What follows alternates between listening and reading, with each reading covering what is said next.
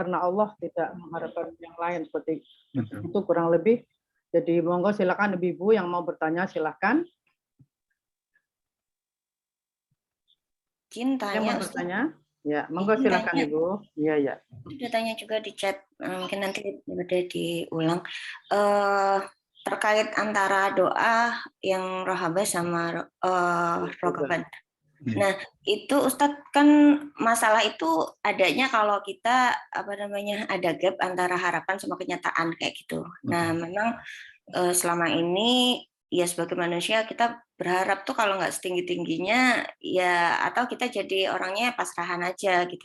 Orang pasrahan sehingga ya udahlah, daripada kecewa.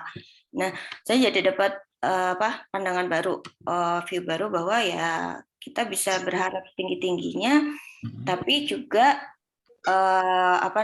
memperhatikan adab kita, semuanya itu milik Allah. Ini gimana ya Ustadz? Misalnya kita memberikan saran atau menularkan ilmu ini kepada orang lain, sehingga ketika ada yang sakit, terus kita beri hiburan, ada level acceptance-nya itu seperti apa? Karena kadang-kadang ya udahlah, daripada berharap banyak-banyak nanti nggak sembuh, nanti malah kecewa kayak gitu. Padahal ya harapan itu kaitannya ya dengan rasa kecewa juga, semakin kayaknya udah nggak mungkin sembuh atau gimana gitu Ustadz, terutama apabila kaitannya dengan reproduksi atau segala macam kayak gitu Ustadz. Saya jawab ya Bu Husnul. Monggo Ustadz, monggo nggih, monggo langsung. Terima kasih Bu Tingrum tadi yang bertanya. Jadi betul sekali Bu. Itu kalau sudah bulat istilahnya itu ya, seperti lingkaran itu bulat-bulat di situ saja. Kecewa, mau berharap takut, akhirnya nggak usah, kecewa lagi, mau berharap gitu. Kenapa? Karena tidak rohaban tadi. Jadi rohaban ini sebetulnya, Bapak Ibu yang dirahmati Allah, itu adalah memperbaiki diri kitanya, Bu. Kitanya ini memang yang sumbernya itu kitanya, gitu. Ya. Sebetulnya kan sederhananya gini, nanti boleh kita buka misalkan Quran surat ketiga, ayat 109. Ya. Mohon kalau bisa dibacakan lagi, Bu, ininya, terjemahnya. Surat Ali Imran 109. Baik, surat Ali Imran ayat 109. Dan milik Allah lah apa yang ada di langit dan apa yang ada di bumi. Dan hanya kepada Allah segala urusan dikembalikan. Iya, itu ayat pendek tapi luar biasa. Terus terang saya sangat pegang ayat itu. Untuk belajar terus. Untuk belajar rohaba tadi kepada Allah. Nah, jadi betul sekali gantungkan keinginan kita, silahkan. Pengen sembuh dari kanker, pengen sembuh dari reproduksi, pengen apa yang tadi yang kayak hampir mustahil gitu tadi itu. Silahkan, tidak masalah. Tapi masalahnya adalah ketika kita bisa menghayati tadi 109 ya, ini tambahan supaya mudah. Walillahi ma fis samawati wa ma fil ardh. Milik Allah lah apapun yang ada di atas langit, yang ada di langit dan apapun yang ada di bumi ini, termasuk diri kita, termasuk sel-sel dalam tubuh kita, termasuk kelenjar-kelenjar di dalam tubuh kita, termasuk aliran darah di dalam sistem syaraf kita, termasuk impuls otak kita, semuanya milik Allah. Ma'afis samawati wa ma'fil ardh. Kalau Allah mau geser sedikit, gampang saja. Oleh karena itu, kitanya yang harus percaya akan statement Allah itu, lillah ma'afis samawati wa ma'fil ardh. Seberapa besar kepercayaan, keyakinan kita, itulah rohaba. Gitu. Jadi, tunduk, pasrah, itu bukan, sudahlah, saya nggak mau berharap lagi. Bukan itu. Bukan itu. Tapi setelah berdoa, ya Allah, mohon sembuhkan saya, ya Allah. Ya, perbaiki sakit saya ini, ya Allah. Sudah, selesai. Nah, itu percaya, yakin kepada Allah. Apapun yang Allah berikan, itulah. Nah, itu rohaba. Ya, kalau belum, mana hasilnya kok nggak ada loh. Hasilnya tuh jangan-jangan bukan seperti yang kita harapkan gitu. Nah, itu ya rohaba itu. Nah, jadi bukan di sebelum berdoa, tapi sesudah berdoa justru rohaba itu. Dengan yakin betul bahwa milik Allah. Milik Allah tuh maksudnya gini, bukan berarti pokoknya Allah pasti nyembuhin. Tidak, itu juga fait accompli namanya. Nah, tapi melepaskan semuanya. Ya Allah, saya milik Engkau. Wah, disembuhkan ya alhamdulillah. Tidak disembuhkan, engkau maha mulia ya Allah. Nah, gitu. Jadi lepas, ya, lepas. Tapi bersyukur dan bahagia.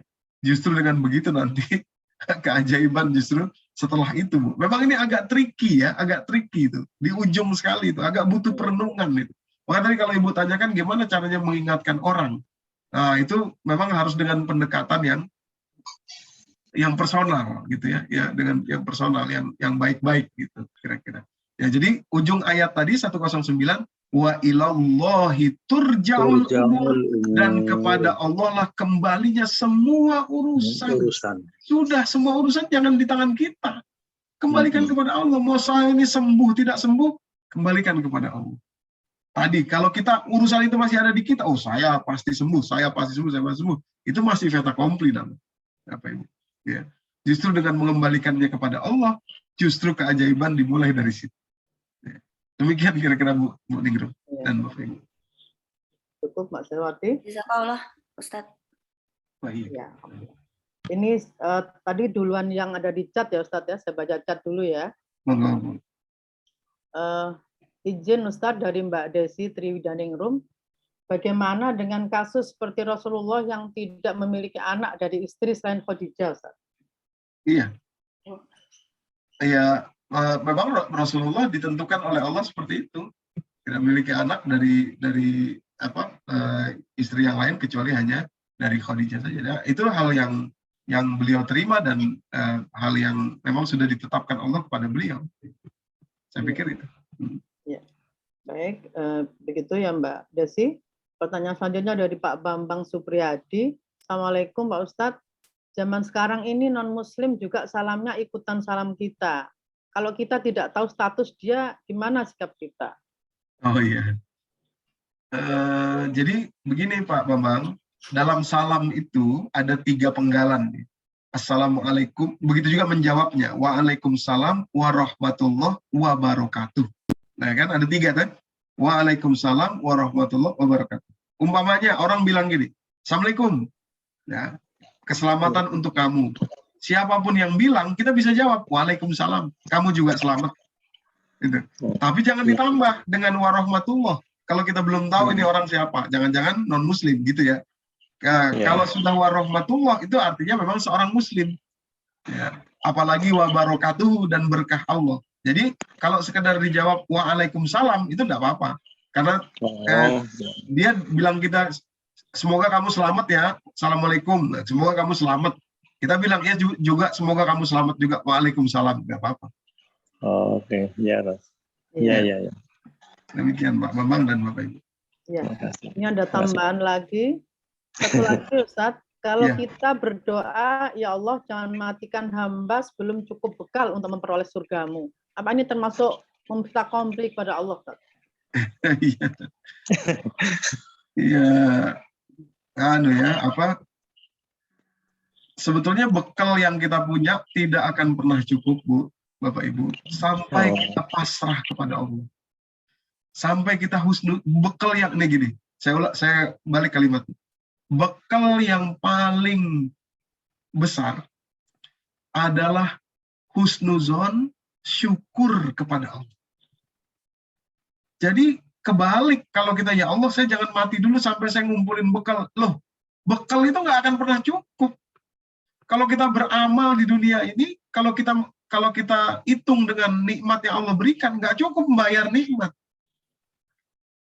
Kita beramal nih, 100 tahun kita hidup. Setiap hari, setiap detik beramal soleh. Terus suruh ganti bayar 1 belah mata kita, nggak cukup. Bapak Ibu. Jadi kalau kita, ya Allah jangan matikan saya dulu sampai bekal saya cukup. Ya bekal nggak akan cukup-cukup.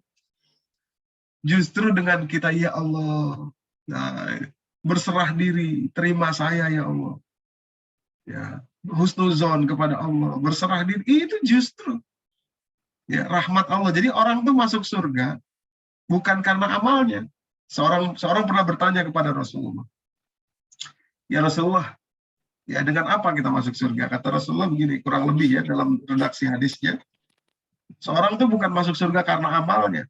Loh, kata sahabat yang tanya ini, Tidak juga engkau ya Rasulullah? Iya, saya juga bukan karena amal saya, kata Rasulullah. Karena apa? Karena rahmat Allah, kasih sayang. Nah, kasih sayang itu kan, nah itu tadi. Orang kalau berserah, kalau bersyukur, husnuzon sama Allah, ya Allah, kalau sudah sampai waktu hamba, ya, hamba berserah diri, ya Allah. Kapanpun, dimanapun, aku ini milikmu, ya Allah. Ya, hamba berserah diri. Wah, itu kan lebih, lebih dahsyat itu daripada tadi bekal. Jadi mungkin doanya mesti diganti, Bu, yaitu kepada berserah dirinya kepada Allah, ya husnuzonnya kepada Allah. Allah bisa demikian kira-kira. Baik. Jadi ini sekarang lanjut kembali ke Reshen, Ustadz. Ini ada Bu Na tadi kayaknya urutannya. Monggo silakan Bu Na. Ya, terima kasih Mbak Husnul. Assalamualaikum Ustadz Doni. Waalaikumsalam. Terkait dengan doa, Ustadz. Ya. Biasanya orang berdoa itu kan berangkatnya dari sesuatu kondisi yang memang tidak kita inginkan. Betul. Artinya ya kita harapkan kita mendapatkan kejadian itu. Artinya bahwa di sini ada sesuatu yang membuat kita kecewa atau tidak terima dengan apa yang diberikan Allah kepada kita. Nah, apakah itu terkait juga dengan bahwa ketika kita kecewa, bahwa kita itu tidak bersyukur kepada Allah. Nah, dengan kita kecewa, otomatis kita akan berdoa meminta sebagaimana yang kita inginkan. Nah, di dalam kita menginginkan, kan kita menginginkan ini, apakah itu tidak artinya bahwa kita itu juga mendikte Allah, sama saja seperti itu, gitu. Nah, kemudian ada lagi yang ini, loh, kalau itu mendikte Allah berarti kamu tidak menerima bahwa Allah tuh loh sudah tahu apa yang kalian butuhkan. Allah lebih tahu apa yang kalian perlukan, begitu. Itu yang pertama. Kemudian yang kedua terkait dengan kalimat Bismillah atau Bismillahirrahmanirrahim. Itu kan ada di setiap awal surah-surah di dalam Al-Quran. Kemudian setiap kita melakukan sesuatu, kita awali dengan Bismillah itu. Nah, sudah barang tentu bahwa pada kalimat Bismillahirrahmanirrahim itu terhadap makna yang luar biasa sehingga itu digunakan pada setiap kita akan melakukan sesuatu. Mohon penjelasan itu, Ustaz. Matur nuwun. Iya, jadi betul sekali Bu. Tadi keinginan kita sebagai makhluk itu memang tidak boleh melampaui adab kita kepada Allah. Maka itu tadi doanya Nabi Zakaria punya 2 kaki. Nah, itu ya, kakinya 2. Yang pertama berharap, rogoban. Tadi berharap tentu saja tadi berangkat dari kok saya nggak punya anak ya. Rasanya kok nanti nggak ada yang bisa mewarisi ya, kurang afdol ya, itu. Rogoban betul. Tapi dibatasi dan dipagari oleh kaki satunya, yaitu rohaban. Ya, husnuzon kepada Allah tadi. Ya, tadi. Jadi tidak melampaui, keinginan kita tidak melampaui keinginan Allah. Keinginan kita tidak melampaui, tidak menyudutkan gitu. Menyudutkan itu maksudnya gini. Kita pingin sesuatu, tapi sudah selesai sampai di situ. Nah, gitu ya. Nah, sampai situ oke, dan itulah yang dipraktekkan oleh Nabi Zakaria. Berharap dan juga menyerahkan kepada Allah. Rogoban dan rohaban. Rogoban dan rohaban. Nah, gitu. Jadi kalau dibatasi oleh rohaban, ya maka ujungnya kita berserah. Justru disitulah ketundukannya seorang hamba, dia pingin sekali, tapi ujungnya dia serahkan kepada Allah. Semakin berat keinginannya itu, semakin dia serahkan ke Allah. Disitulah bukti bahwa dia tunduk kepada Allah. Ya, pingin sekali punya anak, pingin sekali sembuh, tapi kemudian rohaban, ya Allah, Engkau maha tahu, milik Engkau semuanya. Ya, Engkau maha baik. Ya, setiap keputusanmu pasti baik. Apapun yang Engkau berikan, hamba bersyukur. Makin berat meninggalkan keinginan tadi itu, bukan meninggalkan ya, tapi meletakkan keinginan tadi itu setelah berdoa tadi, setelah berusaha dan ikhtiar tadi, disitulah justru tanda, ya, bukti seorang hamba itu tunduk kepada Allah. Itu. Jadi rogoban dan rohaban nggak boleh dipisah, betul itu. 2 itu, Ibu. Nah, itu ya. Nah, terus yang kedua mengenai Bismillah. Betul sekali, Bismillahirrahmanirrahim itu dahsyat sekali, Bu Nah dan Bapak Ibu yang dirahmati Allah. Kalau kita perhatikan kata-kata bismillah gitu ya, itu kan tulisannya ba, sin, dan mim gitu ya. Nah ini sekaligus saya sampaikan, saya izin share screen lagi ya, saya tuliskan di layar bismillah. Ya, ini karena ini harus dituliskan. Bismillah. Coba kita ke bawah dulu. Nah, kita cek nih. Bapak Ibu yang dirahmati Allah, mohon perhatian di sini aja, bismillah ya. Kalau Bapak Ibu perhatikan, kata-kata bismi ya di dalam Al-Qur'an itu sebetulnya tulisannya begini. Ini, bismi. Contoh, surat Al-Alaq misalkan. Surah Al-Alaq, Iqra ya. Coba Bapak Ibu buka nih, surah Al-Alaq. Bismi rabbikal ladzi khalaq. Coba. Iqra bismi rabbikal ladzi khalaq. Benar nggak tulisannya begitu? Alifnya ada. Ya, kalau Bapak Ibu perhatikan di Quran, di mushaf, surah Al-Alaq, ada lagi nanti surah Al-Haqqah dan surah Al-Waqiah, ada 3 kali itu. Bismi rabbikal ladzi khalaq. Ya. Itu bismi itu asli katanya begini. Ya, asli tulisannya ada alifnya. Ada alifnya. Bismi rabbika, ya, bismi rabbika allazi khalaq.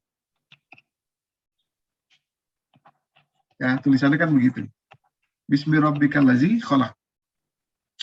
Nah, hebatnya ketika bismillah, ya, bismillah, tulisannya tuh nggak ada alifnya. Gini. Bismillah. Ya, gitu kan? Bismillah. Tadi di Al-Fatihah, kemudian juga dipakai dalam hampir seluruh surah kecuali beberapa saja ya, yaitu surah At-Taubah ya. Bismillah. Kenapa tidak ada alifnya? Harusnya ada alifnya ya. Ini di dalam bahasa Arab memang lazim ada yang seperti ini, yaitu ketika bismi dengan menyebut nama bukan selain Allah, artinya Rob itu masih bisa siapa saja ya. Termasuk Fir'aun pernah mengklaim dirinya sebagai Rob, ya. Ini ana rabbukumul a'la dalam surah An-Nazi'at itu. Nah, jadi Rob ini masih belum bersih, tergantung ngerti atau enggak kita bahwa Rob kita itu hanya Allah. Maka itu ada semacam halangannya, gitu. Ada semacam apa? Ada semacam batasannya, ya, lewat tanda alif ini. Begitu disebut nama Allah, artinya orang ini kenal kepada Allah, maka dia bilang Bismillah. Bismillah, alifnya terangkat, Bapak Ibu. Ya, itu. Sebetulnya kata-kata Bismillah itu artinya kita sudah tahu Allah itu siapa sih? Ya, bagaimana pemberian Allah itu, bagaimana naungan Allah dan lain sebagainya. Ya, maka itu ya doa ketika seseorang tawaf, ya dimulai itu tawaf itu yang pertama sekali ketika melihat Hajar Aswad. Bismillahi Allahu Akbar sambil mengangkat tangan. Bismillah. Bismillah itu mengandung makna yang ajaib luar biasa. Karena ketika kita sebut kata Allah di situ, artinya kita tahu siapa ini. Sampai kemudian alifnya terangkat. Nah, yang kedua, ketika disebut Allah, Allah ingin lebih dekat kepada kita. Kalau Rob bisa siapa saja tuh Rob itu. Ya. Belum spesifik, tapi begitu nama Allah, Bismillahi Allahu Akbar. Itu artinya Allah ingin lebih dekat kepada kita, bayangkan. Jadi kalimat Bismillah itu tidak sederhana, Bapak Ibu yang dirahmati Allah. Ini kalimat luar biasa. Tinggal seberapa tahunya kita tentang Allahnya itu. Bismillahirrahmanirrahim. Bapak Ibu. Demikian kira-kira. Ya, tambahannya. Jazakallah, Ustaz. Sebenarnya. Baik, untuk selanjutnya ada resen dari Bu Arneliza duluan ya. Monggo silakan Bu Arneliza. Ya, baik. Assalamualaikum warahmatullahi wabarakatuh. Waalaikumsalam warahmatullahi wabarakatuh. Silakan Bu Liza. Terima kasih Ustadz Doni. Ustadz Doni ini memang apa ya, memberi pelajaran banyak banget. Yang tadinya kita nggak tahu jadi tahu ya Ustadz. Nah, tadi memang selama ini memang salahnya kita adalah kita berharap, terus kemudian kita yakin dengan kemampuan kita. Nauzubillah min dzalik. Gitu ya Ustadz. Jadi sejak ketemu Ustadz Doni harusnya sudah berubah gitu ya Ustadz, bahwa saya nih nggak bisa apa-apa gitu Ustadz ya. Mohon doanya ya Ustadz. Insya Allah. Nah, terus yang mau saya tanyakan Ustadz, Iya. kan kalau saya ketemu nih pengajaran ya Ustadz Doni adalah kita semua harus terhubung dengan Al-Quran gitu ya Ustadz. Nah, bagaimana cara cepatnya atau kalau istilah komputernya mungkin shortcut, cara tercepat untuk kita terhubung dengan Al-Quran dalam setiap permasalahan kita. Kalau kemarin itu Ustadz kita bicara tentang autisme ya Ustadz sudah kasih, oh ini linknya ke Al-Qur'annya gitu ya Ustadz. Nah untuk urusan lainnya gimana cara tercepatnya? Karena memang tidak ada cara lain selain kita terhubung dengan Al-Qur'an gitu Ustadz. Makasih Ustadz. Assalamualaikum warahmatullahi wabarakatuh. Waalaikumsalam warahmatullahi wabarakatuh. Terima kasih Bu Arneliza, saya langsung jawab ya Bu Husnul. Jadi, jadi memang betul sekali. Justru ketika kita memelihara adab kita di hadapan Allah, bahwa yang mampu hanya Allah gitu ya. Kita sudah melakukan semuanya yang terbaik, ya. Ujung-ujungnya kita rohaba kepada Allah, ya. Justru disitulah kita menempuh jalan yang benar. Nah, ada satu rahasia besar Al-Quran ini, Bu Arneliza dan Bapak Ibu yang dirahmati Allah, yang tadi Ibu sebut sebagai shortcut, jalan pintas. Jalan pintas seperti jalan tol. Saya menyebut itu sebagai saripati Al-Quran. Jadi Al-Quran ini kalau boleh diperes isinya, dan kalau boleh keluar satu, ya, maka itu adalah syukur. Syukur itu luar biasa, Bapak Ibu. Sampai-sampai iblis, ya, surat ke-7 ayat 16 dan 17 itu, iblis itu dari semua hal yang dia incar itu syukurnya. Rasa syukur. Termasuk rohaban tadi yang kita bicara ini, husnuzon kita kepada Allah, itu juga bentuk syukur. Ya. Jadi bagaimana seseorang semakin dia dalam kesulitan, keluar, nggak nemu jalan keluar, justru jalan keluarnya itu adalah syukur. Gitu. Wah, itu kalau dibuka itu luar biasa ya. Mudah-mudahan dalam waktu dekat saya ingin menuliskan mengenai itu dalam sebuah buku ya. Jadi syukur itu tidak sederhana. Kalau kita bisa dalam stage yang benar seperti Nabi Zakaria ini ya, salah satu bentuk bersyukur beliau itu yaitu husnuzon tadi kepada Allah dan selalu berbuat kebaikan ya kepada Allah. Itu bentuknya. Nah, jadi shortcutnya terhubung kepada Allah, langsung terhubung kepada Al-Quran adalah rasa syukur, gembira. Demikian pula Siti Maryam. Dulu beliau waktu kecil datang buah-buahan, datang makanan kepada beliau, ya, dihantarkan langsung masuk ke dalam mihrab beliau, padahal mihrabnya tertutup. Tapi setelah beliau mengandung, ya, kemudian dibully beliau oleh masyarakat sekitarnya, beliau sedih. Sedih artinya bertolak belakang dari syukur. Maka ketika beliau akan melahirkan, malaikat yang sama datang juga, malaikat Jibril, tapi tidak diberi langsung, cuma dibilang saja itu ada pohon korma, ya, khuzi ilaiki bijiz'in nakhlah tusakit alaiki rutaban janiyah, goyang-goyangin aja pohon kormanya, nanti turun nanti jatuh rutop yang masak, kamu makan. Padahal ini malaikat yang sama dulu ngantar makanan langsung ke hadapan beliau, nih langsung makan. Kenapa privilege itu hilang dari Siti Maryam? Karena beliau sedih dalam mengembannya itu. Tidak gembira, padahal kata Allah, ini kabar gembira. Ya, kabar gembira. Ya, itu. Jadi, itulah shortcutnya kepada Al-Quran dan langsung kepada Allah Subhanahu wa Ta'ala. Allah alam, kira-kira demikian, Bu Lisa. Dan Bapak Ibu. Masih ada satu, Ibu Meti ya. Ibu Meti Faridah, monggo silakan. Ya, terima kasih Bu Husnul atas kesempatannya saya bertanya kepada Pak Ustadz. Assalamualaikum warahmatullahi wabarakatuh Pak Ustadz. Waalaikumsalam warahmatullahi wabarakatuh. Silakan Bu. Insya Allah, terima kasih banyak. Saya mendengarkan ini juga pas betul apa yang saya butuhkan sekali gitu. Jadi untuk anak saya juga gitu. Betul-betul bersyukur gitu. Alhamdulillah.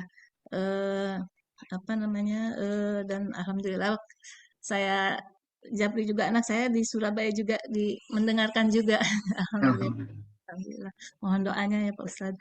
Jadi ini saya ingin menanyakan tadi dalam rangka usaha untuk mendapatkan momongan gitu ya Pak Ustadz.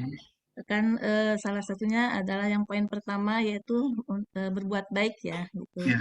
Itu berbuat baik terutama kepada keponakan gitu. Anak dari kakak atau adiknya gitu. Ya.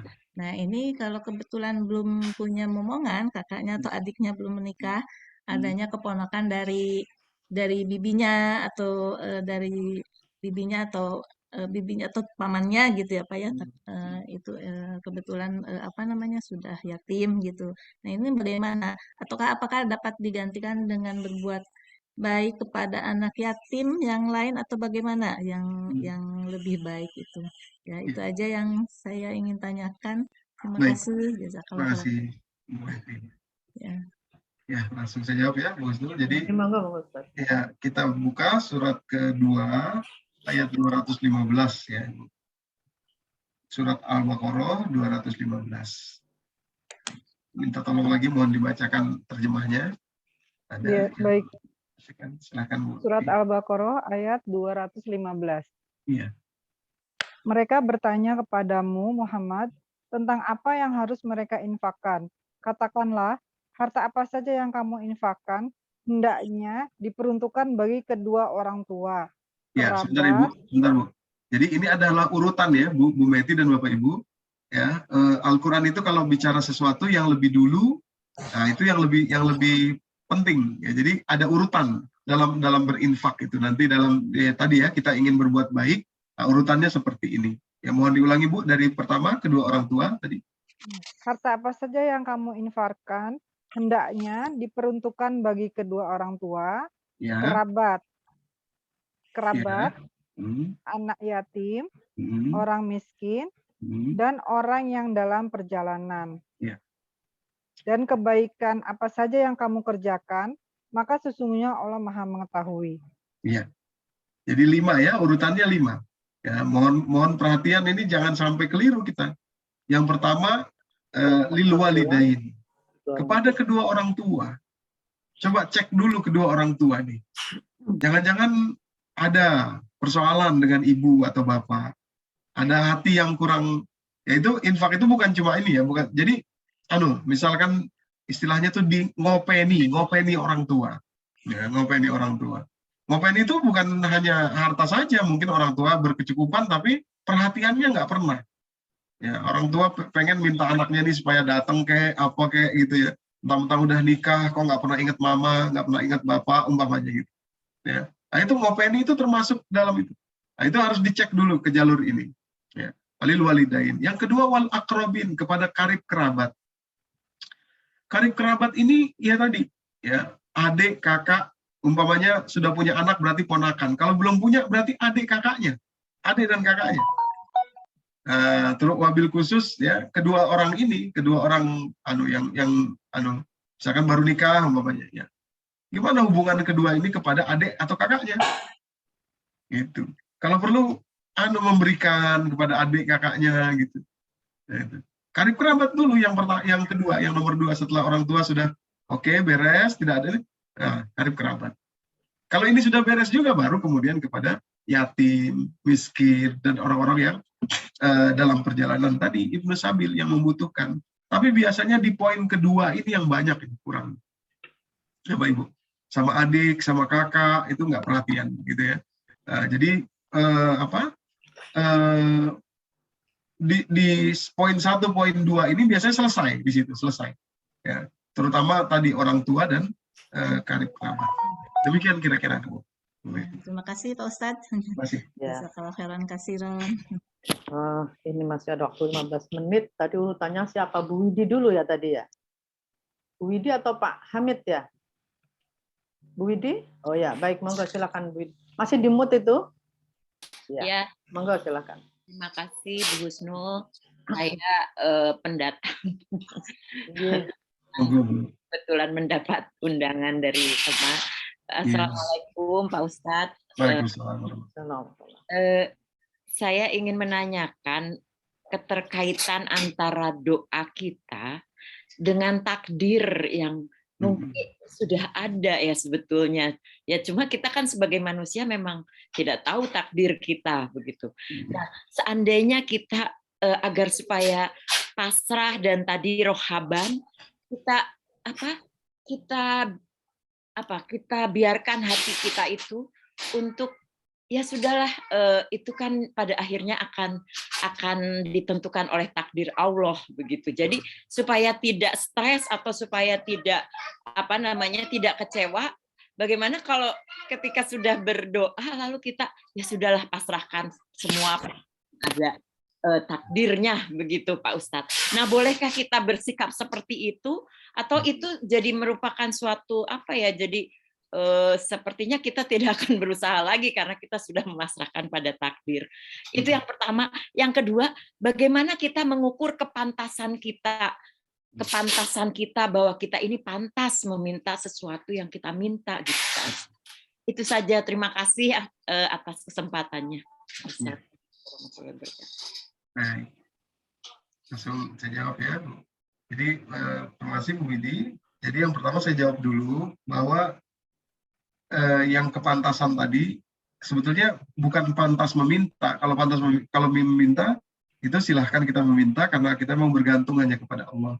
Tapi pantas diberi solusi oleh Allah. Jadi sehingga ukurannya hanya pada Allah, gitu, bukan pada kita. Gitu. Nah, yang kedua mengenai takdir tadi saya share screen lagi ya di layar Bapak Ibu. Ini harus dijelaskan dengan gambar. Nah, ini dia. Jadi takdir itu Bapak Ibu, wabil khusus kepada Bu Widi, takdir itu ada dua. Ada namanya takdir tasyri'i atau dalam bahasa lain takdir mubrom. Ya. Takdir tasyri'i itu adalah takdir yang melibatkan manusia. Takdir tasyri'. Ya, jadi bayangkan ini seperti sebuah kamar di dalam sebuah rumah. Ya, itu ya. Jadi ini adalah rules of games. Ya, takdir ini. Jadi umpama begini. Orang kalau dia rajin, dia akan dapat lebih banyak. Rajin misalnya, rajin kerja, rajin cari duit, dia akan dapat lebih banyak. Itu rules of games-nya begitu. Allah sudah tetapkan. Nah, takdir tasyri'i ini itu ada di dalam takdir takwin. Takdir takwin adalah takdir yang tidak ada campur tangan manusia di situ. Nah, jadi takdir tasyri' tadi ibarat sebuah kamar di dalam rumah. Rumahnya itu takdir takwin. Ya, namanya takdir takwin. Takdir yang sudah Allah tetapkan. Jadi Allah menetapkan misalkan, ada takdir takwin yang khusus. Misalkan ibu lahir dari orang tua yang mana. Itu takdir takwin tuh. Nggak ada, kita nggak punya campur tangan. Kita punya anak siapa dia. Itu juga tidak ada campur tangan kita di situ. Tapi misalkan tadi bagaimana cara kita bekerja, bagaimana cara kita berjualan, berniaga, bagaimana cara kita tadi meraih keberkahan dan lain sebagainya, itu takdir tasyri'. Nah, termasuklah di dalamnya tadi kesembuhan, kemudian juga perbaikan tadi kepada tubuh kita, baik itu perbaikan yang sifatnya seperti Nabi Zakaria tadi kepada istrinya atau kepada suaminya, dalam hal ini keturunan dan lain sebagainya, itu dalam takdir tasyri'. Nah, maka itu adalah lahir sekarang kemudian bentuk-bentuk program seperti misalkan bayi tabung dan lain sebagainya. Dan orang mengatakan apa itu berarti Allah tidak ini lagi, tidak hebat lagi. Enggak, itu takdir Allah juga. Tapi namanya takdir tasyri'i. Itu di dalam takdir takwin ini tapi terpisah ya, kira-kira begitu ya. Nah, oleh karenanya tadi ketika kita berdoa kepada Allah, silahkan berdoa, minta kesembuhan terus, tidak pernah berhenti seperti Nabi Zakaria. Minta anak dari muda tentu saja, dari pertama nikah tentu saja ya, sampai sudah tua tidak pernah berhenti berdoa beliau. Itulah takdir tasyri'. Ya, di situ beliau melakukan. Cuma bedanya itu tadi ketika kita berdoa meminta kepada Allah harus kita tutup dengan rohaban, yaitu husnuzon kepada takdir takwin ini. bahwa semuanya tetap ada di dalam koridor Allah. Itu apapun yang Allah berikan, husnuzon, bersyukur kepada Allah atas apa yang sudah Allah berikan dan memperbaiki kepantasan kita tadi itu. Ya, tolak ukurnya di mana? Tolak ukurnya oleh Allah. Kepantasan itu. Gitu. Gitu. Demikian kira-kira Bu ini yang bisa. Terima kasih. Ya. Ya. Masih ada satu atau dua ini Bapak Hamid dulu ya. Monggo Bapak Hamid silahkan. Terima kasih Bu. Pak Doni, pertanyaan saya itu mungkin gampang aja ya sebetulnya, tapi ini yang jadi ganjalan saya ya. Apa Ibu Zakaria itu memohon untuk bisa memiliki anak gitu, tapi secara sunatullah sudah tua gitu. Apakah kita tidak melawan sunatullah di sini karena secara manusia gitu. Beliau itu sudah tidak dimungkinkan untuk punya anak. Gitu. Secara sunatullah kalau saya menyebutnya ya. Tapi bisa mendobrak sunatullah itu sehingga beliau itu bisa mengandung dan memiliki putra gitu. Itu pertanyaan saya. Terima kasih Pak Doni. Ya. Baik, terima kasih Pak Hamid. Jadi itulah tadi yang disebutkan oleh Nabi Zakaria. Istri saya sudah mandul, saya sudah tua, gitu ya. Dan berikanlah dari sisi engkau seorang anak kepada saya. Ya. Di situ menunjukkan bahwa memang tidak ada batasan bagi Allah tadi. Kalau Allah mau, nggak ada batasan. Pertanyaannya bagaimana dengan kata-kata sunnatullah? Ya, sunnatullah. Justru Pak Hamid dan Bapak Ibu, kata-kata sunnatullah ini sekarang sering keliru. Ya, sering keliru dimaknai seolah-olah apa yang dipikirkan oleh manusia itulah sunnatullah, padahal itu sunnatun nas manusia itu. Oh ini nggak bisa sembuh ini, oh ini nggak mungkin lagi hamil, sudah tua, rahimnya sudah ini sudah, itu kan ukuran manusia, ukuran kita. Versi manusia jadinya. Versi manusia.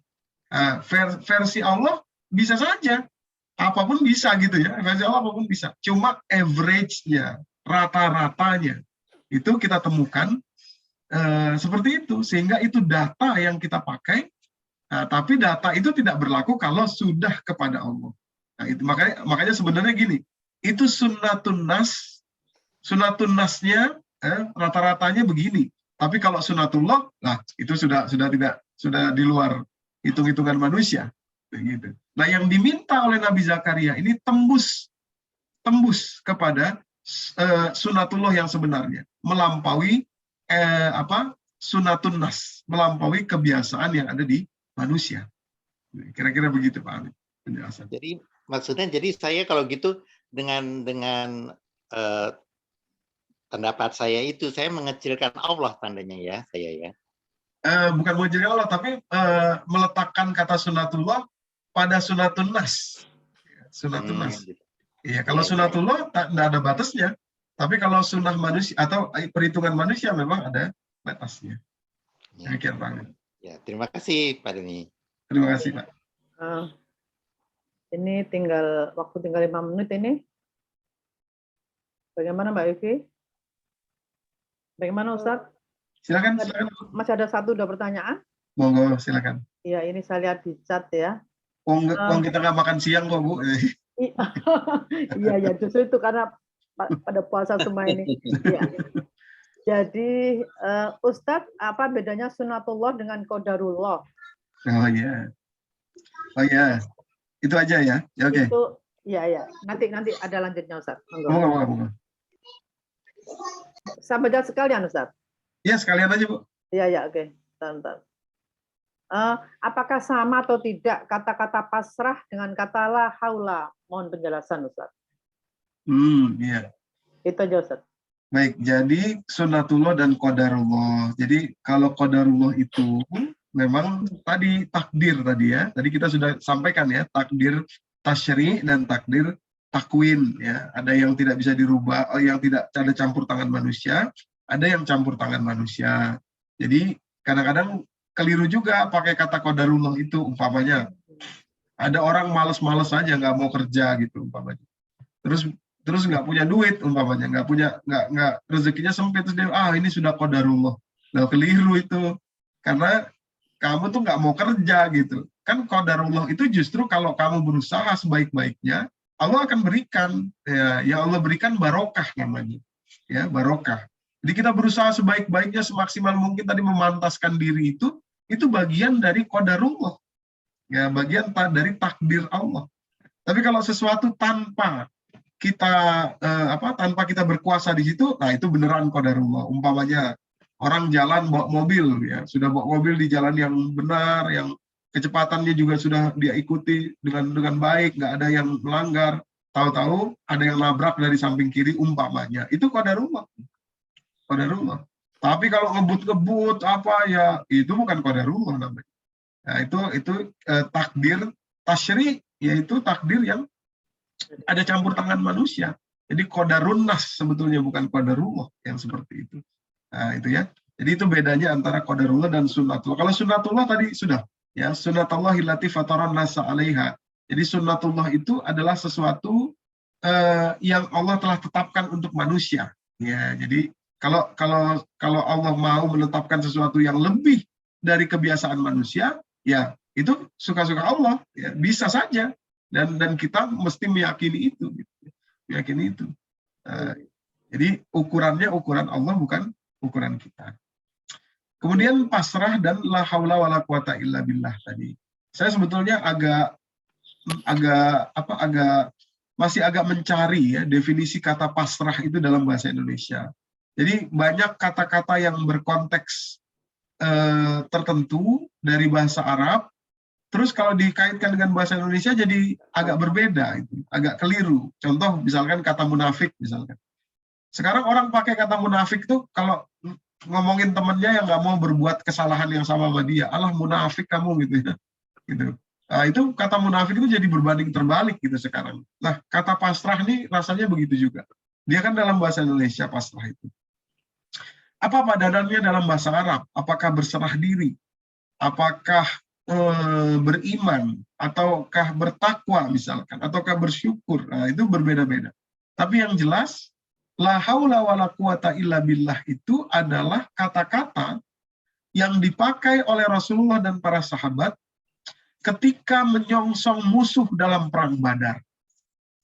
Ya, jadi ada action yang heroik, yang luar biasa ketika bangkit lagi, ya, untuk menyongsong musuh yang ada di hadapan dengan kata-kata la haula wala quwata illa billah. Kalau nanti Ibu mau buka silakan surat Ali Imran surat ketiga, atau bolehlah kita bacakan sedikit untuk perbendaharaan tambahan keilmuan kita, ya. Surat ketiga Ali Imran, ya, ayat 100. Ini kita buka la haula wala quwata illa billah.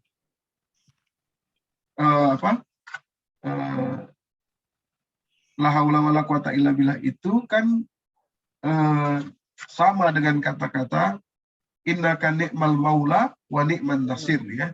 Itu ayat ke 173 172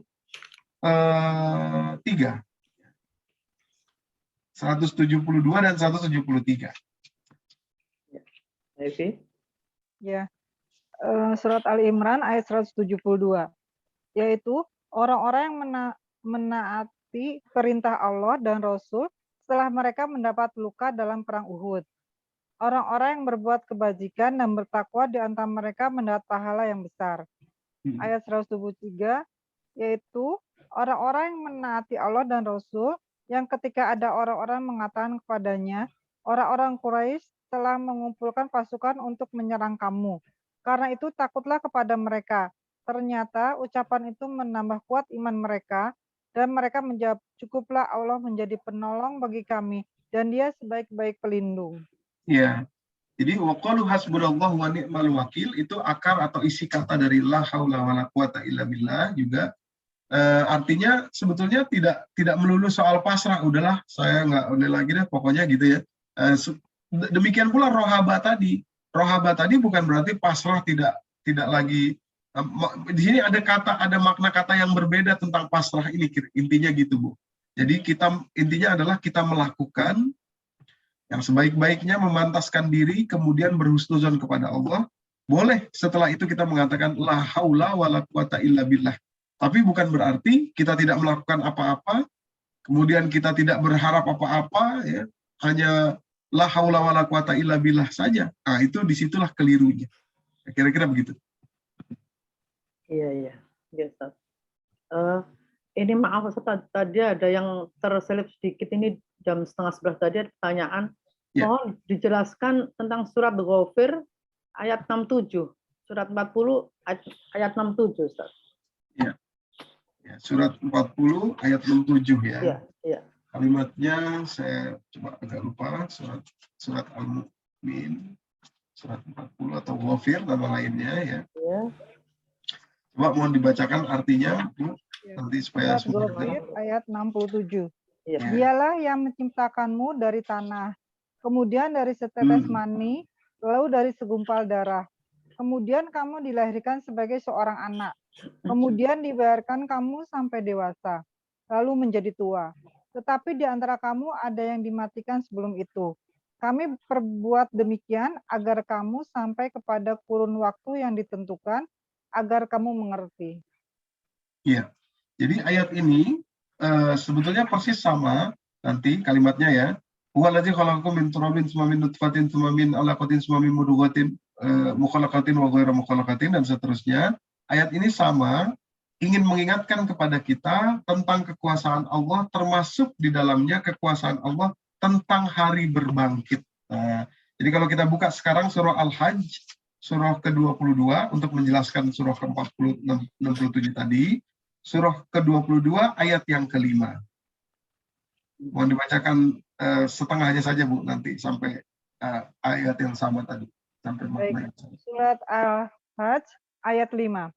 Wahai manusia, jika kamu meragukan hari kebangkitan, maka sesungguhnya kami telah menjadikan kamu dari tanah, kemudian dari setetes mani, kemudian dari segumpal darah, kemudian dari segumpal daging yang sempurna kejadiannya, dan yang tidak sempurna, agar kami jelaskan kepada kamu, dan kami tetapkan ke dalam rahim menurut kehendak kami sampai waktu yang sudah ditentukan. Kemudian kami keluarkan kamu sebagai bayi. Kemudian dengan berangsur-angsur kamu sampai kepada usia dewasa, dan di antara kamu ada yang diwafatkan, dan ada pula di antara kamu yang dikembalikan sampai usia sangat tua pikun, sehingga dia tidak mengetahui lagi sesuatu yang telah diketahuinya. Dan kamu lihat bumi ini kering. Ya, cukup, Bu. Sampai situ aja. Terima kasih, Bu Vivi. Bu Vivi, terima kasih. Jadi, ini untuk menjelaskan tadi bahwa apa yang dimaksud penciptaan tadi itu untuk mengingatkan kepada kita bahwa kita ini berasal dari mana dan akan kembali kemana. Maka kalimatnya ya ayuhan nas in kuntum fi raibin minal ba'si tadi. Urutannya juga sama seperti surat Ghafir tadi ayat 67. Fa inna khalaqnakum min turabin tsumma min nutfatin tsumma min alaqatin tsumma min mudghatin mukhallaqatin wa ghairu mukhallaqatin linubayyina lakum dan seterusnya. Wa nufiru fil arhami ma nasya'u ila ajalin musamma tsumma nukhrijukum tifla litablughu asyuddakum ya dan seterusnya. Wa minkum may yuraddu ila wa minkum may yutawaffa wa minkum may yuraddu ila arzalil umur likaila ta'lamu dan seterusnya. Jadi semua itu untuk mengingatkan kepada kita bahwa kita ini berasal dari Allah dan akan kembali kepada Allah ya. Intinya itu kira-kira. Baik. Ini ada Pak adminnya Pak Indradi ada yang mau tanyakan nih kayaknya ini. Monggo, Pak. Pak Indradi. Saya. Oh, Mbak Vivi. Monggo Mbak Vivi. Ustadz, tadi saya sampaikan bahwa apabila kita punya penyakit ataupun apapun keinginan, kemudian kita melihat ponakan kita yang sudah yatim ya, kita memberi kepada mereka-mereka. Apa ini termasuk tawasul ya, Ustadz? Jadi dan bagaimana tawasul yang baik itu Ustadz ya, supaya kita tuh tidak salah gitu loh. Betul. Ya, jadi coba kita buka ya. Surat ke-5, surat Al-Maidah ayat ke-35. Surat 5, surat Al-Maidah, Bapak Ibu, wabil khusus Bu Vivi, silahkan nanti dibacakan ayat 35. Baik, surat Al-Maidah ayat 35. Wahai orang-orang yang beriman, bertakwalah kepada Allah dan carilah wasilah jalan untuk mendekatkan diri kepadanya. Dan berjihadlah, berjuanglah jalannya agar kamu beruntung. Iya, jadi wasilah tadi, tawasul. Ya ayyuhallazina amanu taqullah wabtaghu ilaihil wasilah. Tawasul. Wahai orang beriman, bertakwalah kepada Allah dan carilah wasilah. Tawasul tadi, jalan menuju Allah. Menuju itu tadi dalam kaitannya dengan apa yang kita hajatkan, nggak apa-apa, boleh. Kita hajat tadi, pingin, ya Allah saya pingin sehat, ya Allah. Tawasulnya mana? Kita belajari Quran ini. Kita buka Al-Qur'annya seperti yang kita lakukan sekarang. Oh begini toh caranya. Oh begini toh yang ditunjukkan. Oh begini toh yang sudah pernah terjadi kepada Nabi ini, kepada ini, kepada ini, kepada ini. Kita tempuh jalan yang sama. Tawasul tadi itu. Termasuk tadi ngopeni saudara kita atau apa tadi ponakan dan lain sebagainya, itu bagian dari tawasul tadi. Tawasul yang benar gitu. Jangan yang salah-salah itu tawasul. Misalkan ke makam siapa, makam itu nggak benar, keliru, dan jatuhnya menjadi syirik gitu. Tawasul ini, tawasul yang benar tuh yang buka Quran. Apa isinya Quran? Apa yang Allah bilang? Bagaimana yang Allah contohkan? Bagaimana yang sudah terjadi kepada yang terdahulu? Kita ikuti sudah itu. Nah, itulah wabtaghu ilaihil wasilah atau tawasul yang benar. Ya, demikian Bu Vivi. Terima kasih, Ustaz. Ya. Baik. Ya, ini sudah melebihi jam penghujung ini ya. Jadi saya kira sudah cukup ya Ustadz ya. Kita lihat dulu. Baik, alhamdulillah Ustadz dan Ibu sekalian, kalau boleh kita sedikit kesimpulan dari Ustadz tadi, sebagaimana Ustadz selalu mengajak kita untuk bertadabbur gitu ya. Jadi kita tidak hanya membaca, melafalkan, tapi betapa pentingnya bertadabbur itu, sehingga kita akan menemukan kalau Ustadz mau undur diri mungkin untuk kesempatan yang lain, untuk acara yang lain. Monggo Ustaz. Ya. Terima kasih Bapak Ibu. Mari kita sama-sama tutup dengan sama-sama berdoa ya. Auzubillahiminasyaitonirrajim. Bismillahirrahmanirrahim. Alhamdulillahirabbil alamin, hamdan syakirin, hamdan na'imin, hamdan yu'afi ni'mahu yukafi'u mazidah. Ya Rabbana lakal hamdu wa lakal syukru kama yanbaghi li jalali wajhikal karim wa li 'azimi sultanik. Subhanaka la nuhsi sana'an 'alaika anta kama asnaita 'ala nafsik. Falakal hamdu hatta tarda wa lakal hamdu iza radita wa lakal hamdu ba'da ridha. Ya Allah, kami tidak mampu ya Allah. Kami tidak sanggup untuk mensucikan Engkau sebagaimana harusnya, sebagaimana mestinya kami tidak sanggup ya Allah. Karena kelemahan kami, karena kebodohan kami, karena kedebuan kami, karena kelalaian kami ya Allah. Maka segala puji kami ikrarkan hanya milik Engkau ya Allah. Segala kemuliaan kami ikrarkan hanya menjadi milik-Mu ya Allah. Engkau semulia sebagaimana yang Engkau tetapkan atas diri-Mu sendiri. Walakal hamdu hatta tarda, walakal hamdu iza radit, walakal hamdu ba'da ridha. Segala pujian kemuliaan tetap menjadi milik-Mu sampai Engkau meridhoi kami ya Allah. Sampai setelah Engkau meridhoi kami ya Allah. Rabbana taqabbal minna siyamana, salatana, qiyamana, wa ruku'ana, wa ta'abbudana ya arhamar rahimin ya Allah. Terimalah dalam bulan Ramadan ini puasa kami ya Allah. Terimalah ibadah kami, salat kami, qiyam kami ya Allah, walaupun tidak sempurna. Terimalah ya Allah ta'abbud kami ya Allah. Terimalah ya Allah rasa rendah diri hati kami ke hadapan Engkau ya. Rabbana hab lana min azwajina wa dzurriyyatina qurrata a'yun waj'alna lil muttaqina imama ya Allah. Jadikanlah anak-anak keturunan kami serta istri atau suami bagi ibu-ibu. Jadikanlah mereka semua ini penyejuk mata kami ya Allah. Dan jadikanlah kami mampu memimpin, menjadikan mereka orang-orang yang bertakwa bersama dengan kami. Rabbana atina fid dunya hasanah wa fil akhirati hasanah wa qina azabannar. Bifadlika subhana rabbika rabbil izzati amma yasifun. Wassalamun alal mursalin walhamdulillahi rabbil alamin. Silakan yang menutup dengan doa. Amin, amin. Hatur nuhun Ustaz, jazakallah khairan katsiran. Baik, alhamdulillah, Ibu rahimakumullah, Bapak dan Ibu rahimakumullah, seluruh rangkaian acara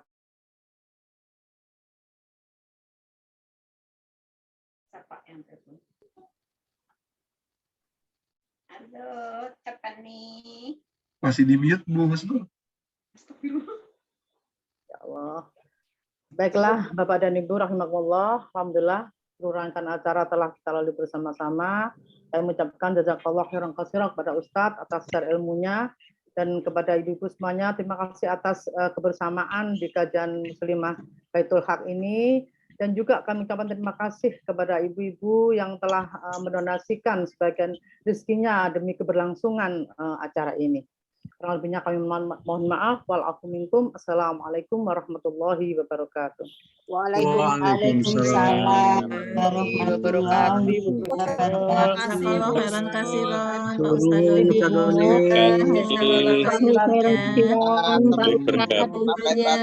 Bu Husnul, terima kasih. Silakan Ustaz. Terima kasih Bapak Ibu semua.